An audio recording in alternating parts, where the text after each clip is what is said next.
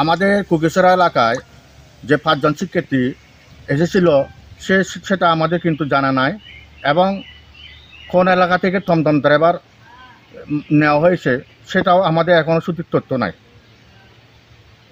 তো আমি একজন সাবেক চেয়ারম্যান হিসেবে যদি ভবিষ্যতে এই তথ্যগুলো পাওয়া যায় তাহলে অবশ্যই আমি প্রশাসনের সাথে যোগাযোগ করব। সামাজিক যোগাযোগ মাধ্যমে জেনেছি 5 জন শিক্ষার্থী অপহরণ হয়েছে। এই বিষয়ে কেউ আমার কাছে অভিযোগ করে নাই, কেউ আমার কাছে আসে নাই। শুধু আমি সামাজিক যোগাযোগ মাধ্যম ফেসবুকে জেনেছি। এই বিষয়ে আমি কিছু জানি না। আর যদি কোনো তথ্য পেয়ে থাকলে আমি এটা প্রশাসনিকভাবে আমি অবগত করব। টমটম চালকটা আমি শুনেছি, কিন্তু এও তো আমার কাছে আমার কাছে কেউ যোগাযোগ করে নাই, কেউ তথ্য দিয়ে নেয় আমাকে কিছু। চট্টগ্রাম বিশ্ববিদ্যালয়ের 5 জন শিক্ষার্থী অপহরণের বিষয়টি আমরা পত্রিকায় দেখতেছি, আমরা ফেসবুকে দেখতেছি। বাস্তবতা কতটুকু আমরা কিন্তু আসলে কেউ কিছু জানি না।